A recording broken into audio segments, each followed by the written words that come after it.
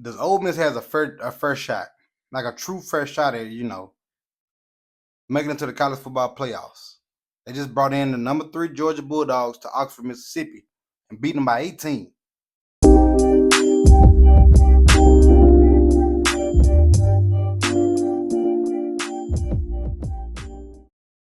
All right, so we know in this off season, Ole Miss went out and a, they bought their defense, straight bought it.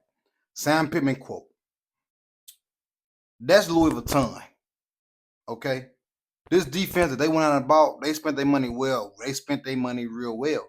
This is Louis Vuitton. All right, they got 2 losses on their schedule, man. Lost to a Kentucky team that they probably just overlooked, and they lost to an LSU team that it came down to basically who had the ball last. But other than that, they have been playing great.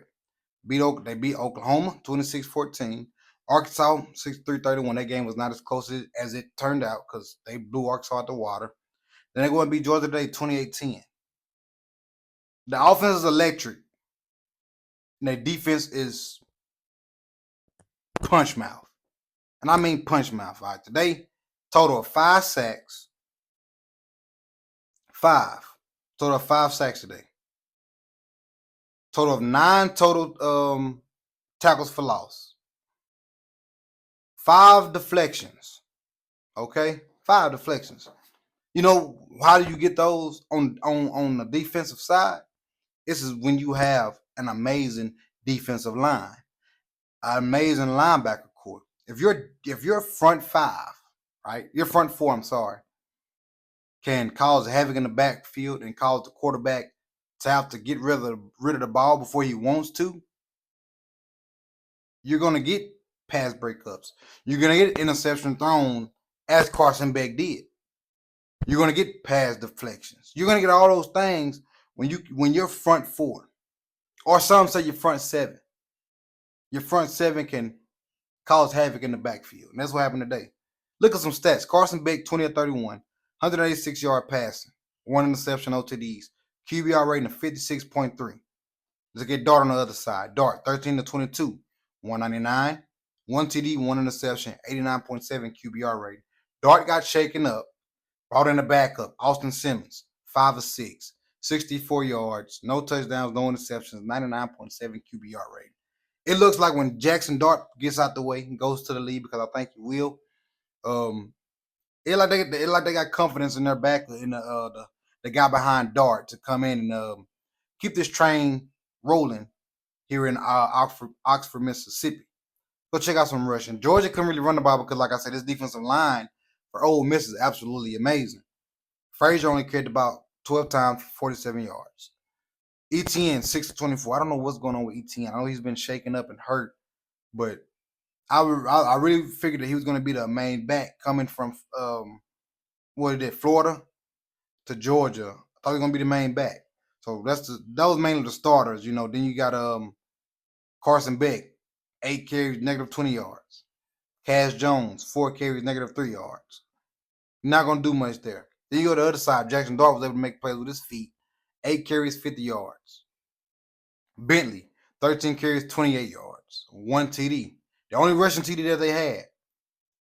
Dominic Thomas, 9 for 24. Watkins, 3 for 20. Vegas, 1 for 9. And then Amos, 1 for 2. All right. Ole Miss receivers, they didn't just go crazy. You know, normally you see somebody with 100 yards, you know, something like that. But this week, you know, 4 for 81. Lee, no touchdowns. Watkins, 4 for 68. No touchdowns. Bentley, 4 for 38. Running backs involved is always nice. Then you got Wells, 3 for 27. 1 touchdown. Caden, 1 for 26. Then Wright, 2 for 23. So both quarterbacks was able to distribute the ball to different receivers. Carson Beck was able to do it a little bit more than Dart was, but Dart was more. Dart made more sense. You know, he was able to throw a touchdown in it, and he almost had a couple guys that hit the 100-yard mark. He had Lee with 81 and Watkins with 68, just off 4 catches. Both of those guys together, so they had a total of 263. And in Georgia had a total of 168, 186. He hit more receivers, but Dart receivers was able to collect more yards. And at the end of the day, that's what you want. So Carson Beck fumbled the ball twice. Nate Frazier fumbled the ball twice. They both lost it one time each. Walter and Perkins both was able to recover a fumble for Ole Miss. What was the difference in this ball game? Defense. Defense. And Ole Miss able to shut down this offense of Georgia's. All right. They had a total of 5 sacks, 9 tackles for losses, 5 deflections. Look what Ole Miss did. Ole Miss only had 1 sack. They did have 6 tackles for losses, but they only had 1 pass deflection. Defense in this game is what hurt the Georgia Bulldogs because this is an amazing defensive front. This is actually an amazing defense for for Ole Miss. We all know what the offense can do is how power is going to go.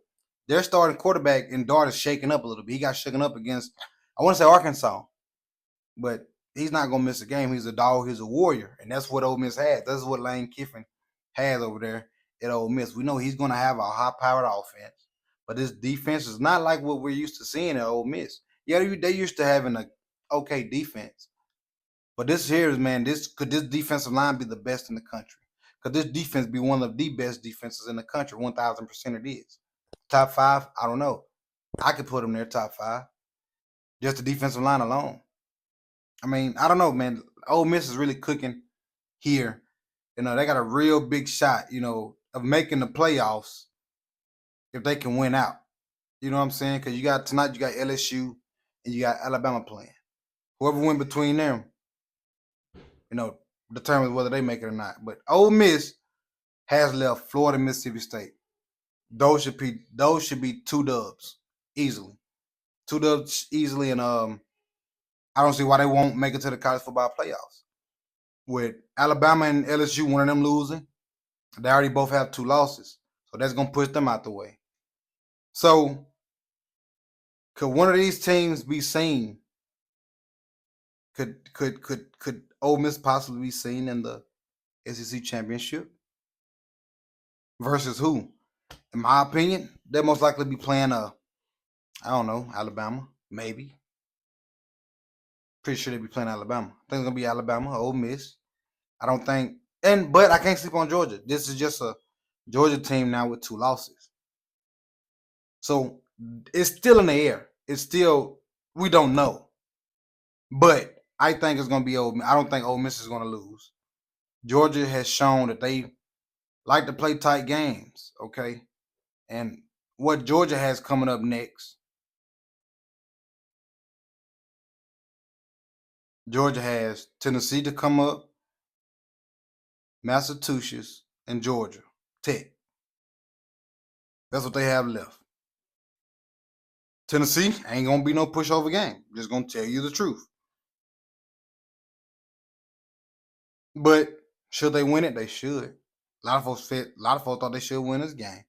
But that's the difference, man. That's what happened today. Ole Miss just showed I got this defense that I know is going to win me ball games and get me out of jams. Everybody looked up early in the year, man, 70 to 76-0, 52-3, 46, 52-13. Folks thought it was a bluff. Then they going to lose to Kentucky. People thought it was a bluff, man, but nah, Ole Miss is the real deal. They just brought in the number 3 team in the country and beat them by 18. Folks better look out for Ole Miss, man, because this team is on a roll, and I don't see them slowing down no time soon.